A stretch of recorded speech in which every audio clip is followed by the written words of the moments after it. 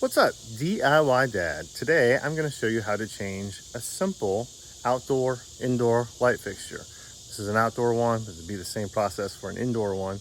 It's not hard, but I'm going to show you how to do it. We're out here on my detached garage. Easiest solution is to just make sure your power's off to the switch, but we're going to take that a step further. My recommendation to you is to always turn your breaker off that controls it. That's just the simplest way to protect yourself. Boom, we're going to kill that power.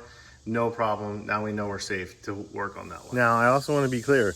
I'm not an electrician, and I'm not telling you how to be an electrician. I'm just saying that there are some basic things around your house that you can do yourself.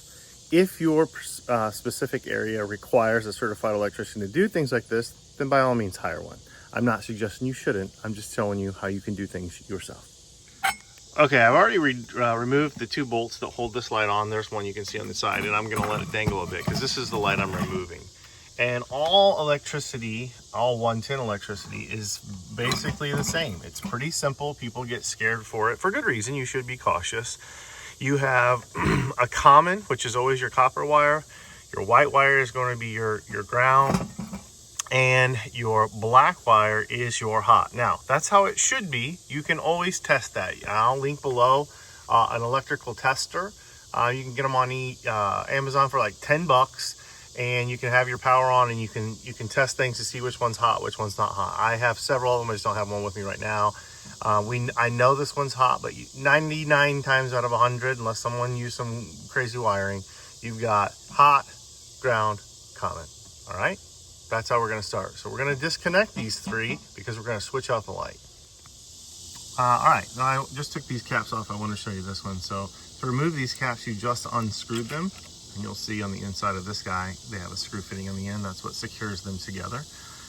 You may, on the different fixtures, you may have more or less of these connecting wires. I have two in this one. You may have just one single, depending on where you're at in the chain. Don't be afraid of that. Just remember, take pictures and connect things up the way you disconnected them. That's the simple rule. Use the pictures. When in doubt, take a picture. Okay, so here's the light that I'm going to be replacing it with. And as you can see, we have our black, which is going to be our hot, our white, which is our ground, and again, the bare wire, which is our common. So we will connect these three wires to the corresponding color wire up on the outlet, just like we disconnected it before. Okay, as you can see, I put the commons and the grounds together first. And always when you go back, make sure you test and you got these tight. There's no magic to this, or at least I don't know magic to it, but you want to keep your wires close together. And I'm going to wrap this guy around here. It's hard to do and hold the camera at the same time. I'll wrap this guy around here a bit, and then as I screw that nut on, it will tighten it together. But you want to go back and pull on them a bit, tug on them, make sure that the connection inside of them is good and snug.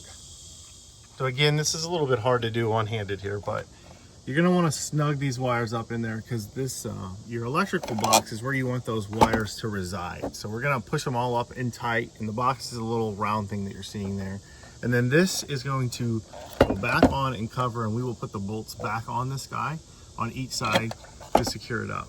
But that's really all it takes. It's pretty simple, nothing to be afraid of as long as you know what you're doing.